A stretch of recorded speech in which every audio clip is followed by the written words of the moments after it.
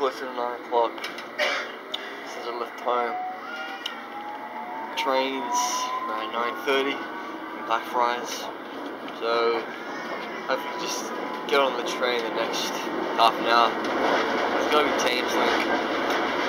Yeah. Well, it's 9 o'clock and I'm in Blackfriars, so now I need to get on the National Rail platform, see if we can get my train to Brighton today. So I got some leftover euros from my Cyprus trip last month. So what I could do is, well, since the exchange won't take them, or the banks won't take them, I just put in this machine. It works. Doesn't seem like it's... I've never been to Blackfriars. I mean, look at the amazing views of the train station. I mean, look, Tower Bridge over there, London Bridge, right behind me. And here's my train to Brighton. Get myself a window seat for this ride. Right near the toilets. Just cruising down the train from Blackfriars. Going past Borough Markets. Those horrible events happened in June 2017. We're not far from here in the distance. Like whenever I see the Gherkin, like I know that's not far from where my work is. So here are a few things to know about Gary Moore. Right, he was in Thin Lizzy for later part of the 70s and like up to the very end. And then he's pretty much his own band and stuff, from Northern Ireland.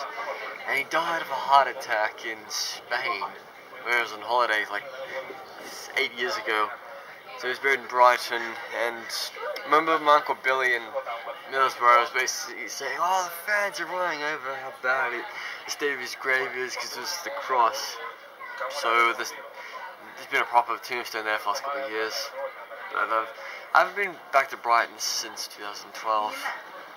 But also, the thing was, with Keith Emerson, and he died in California. And as a matter of fact, he lived there for many years, so he could have been buried in America, just like Lemmy, Jackie Collins, and Jimmy Bain. But he was buried in his parents' family plot in the south, so not far from Brighton. Well, that's it. I'm at the end of the line now. I'm in Brighton. All I've got to do now is go find Gary Moore's grave. So there's a bus, number 27, and that should get me out to the churchyard where he's buried. Hopefully it won't take too long because I've got to go from here to the cemetery and then back here, so I get a train to... I'm not far from here to visit Keith Emerson.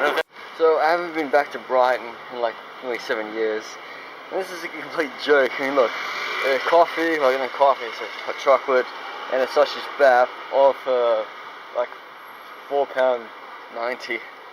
I mean, if I wanted both these at Greg's, that'd be $2.40. But I'm starting to realise that Brighton's a bit of a tourist trap. I mean, all the ATMs in this area, they all charge fees unless you find your own. So right now, I just leave on the bus for £5.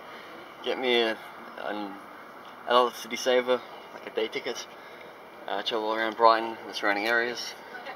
So, I'm gonna head out to a church where is it? Who am I seeing first? Yes, Gary Moore. Yes, I'm seeing Gary Moore first. Then I come back to Brighton, and then I go out to working. Yeah, somewhere nearby there, and I go visit Keith Emerson. Well, out there, that's Brighton Beach. I gotta tell you, if you had a choice between Bournemouth and Brighton, go to Bournemouth. I got sand in Bournemouth. Brighton's full of stones. But you know, Great Britain's not known for beaches, unlike other island countries. You know. So right now I'm in Rottingdean. That's Rottingdean, and the church where good old Gary Moore is buried, it should be just up this road. I got the 27 bus. Yeah, 27 bus to get here. But look this There's hardly any pavements. I mean, look at that. Look how thin it is. Look at that bloody tractor on the road. No wonder why it's all... Oh look, there's another one. What? Look at the fuck. Huge. What a pathway. Seriously. Some days, like, the windscreen wiper will hit me one day. I bet like $20 to charity, I'll get hit by a windscreen wiper. Now, the parish church of St. Margaret, Rottingdean shouldn't be far from here. The funny thing was, like, last time I came here with my cousin John, who, if you've read in my blogs before, like, backstabbed him. And I came in with his girlfriend, his ain't girlfriend, her current wife. And I went to her grandparents' grave, somewhere in Brighton. But, I think it was a different part of Brighton. But, yeah. So, Rottingdean School of Archaeology. So I think the church is up here. This must be it, I guess. Yes. So is that the wrong church back there? It's Catholic. Yeah, you see, Gary Moore is actually from Northern Ireland. So I'm wondering if he was actually Anglican or Protestant, whatever you call it. So here I am, St. Margaret of Antioch. Oh yeah, I need to like change it because the Easter's already gone. So if you enter through here, this is the main entrance to the cemetery. We have a sign to say there are Commonwealth war graves, and that's my favourite thing. But we're here to find Gary Moore. Gary Moore. Should be a new tombstone. He's been buried for a couple of years. So a few months after Gary Moore died, I actually saw Thin Lizzy in Hellfest in France. But the lineup was Brian Dowley on drums, the original drummer, and then there was an American guy. There was Marco Mendoza on bass. They still have the keyboardist from that time. Can't remember his name. But the lead singer was Ricky Rocket or something, or Ricky Warren. So like English or American singer for Ricky something, yeah. But they didn't record any. I mean, Thin Lizzy haven't recorded an album in over 30 years, and I don't think they ever will do. So yeah. So from what I remember, Gary Moore's grave is like it's an archway tomb, and yeah, I think it looks a lot similar to like that one. Yeah, maybe that grave over here is Gary's. It's got more flowers, I guess. When I come to think of it, I think it must be the most popular grave. It's kind of like when I visited Phil Leggett's grave near Dublin. He was one. And on a close inspection, I was right. This is the grave of Robert William Gary Moore. We all know him as Gary Moore. He was born the 4th of April 1952 in Northern Ireland. He died in Spain on the 6th of February in 2011. Musician, loved beyond the grave. Now, my Uncle Billy in Middlesbrough, he's not really an uncle, but I just like to call him that. He's just my dad's cousin's husband. Yeah. He said there was a bit of an uproar that his grave hadn't been kept in good condition. But from what I see, the flowers are fresh. There's a lot of memorabilia. There's even an amp. There's a miniature guitar. And yeah, there's even someone's left this. It's like a card. It's a card. It's written very soggy, but you know, there's a sympathy card. And then like there's a cross. So it's been kept in good condition, Uncle Billy. I'm proud to say that to you. I don't know if Gary had any like brothers or sisters or family, but I'm guessing, you know, he probably lived in this part for some time, I guess. So Phil Liggett visited, and now Gary Moore. And on close inspection, it's quite nice. And a lot of things like left him, like there's a flag of Sweden, a flag of Northern Ireland, which I haven't been to yet.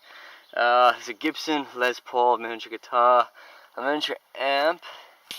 Then there's a couple of Christmas decorations, a few guitar picks, Addict, Gibson guitars picks over here. Oh, and someone's left the Gym Coastal Park. Following advertisements. See, I don't think this should be left at Game Wars Grave. I mean, like, no offense to Jim, but if you want to advertise your thing, please don't leave the stuff at Game Wars Grave, okay? Thank you.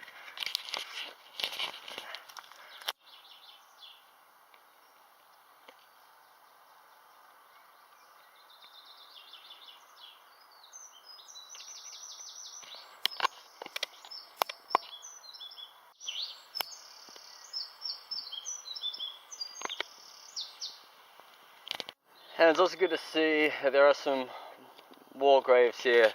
This guy here, G.A. Shaw, part of the Royal Artillery, died in 1941.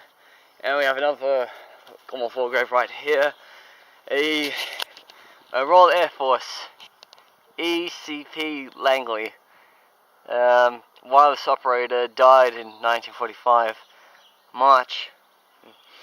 Yeah, so Commonwealth war graves are supposed to come to the cemetery and maintain the graves, but I think it's the groundsmen, they need to be doing a good job. They need to get too many weeds. So if you're looking for Gary Moore's grave, you go through the front gates over there, and then you go past the church, right here, past the very back, you go past this tree, and you keep following the path, and you go all the way down to that wall over there, and it should have a lot more flowers, and that's where God Gary Moore is buried. Right there, right my fingers. Just, yeah, on the back wall. You can't miss it, you can't go wrong. So on the inside of the Anglican Church sign a guest book, just to remember Gary Moore. I wonder if there's any other people who came here that remember Gary Moore.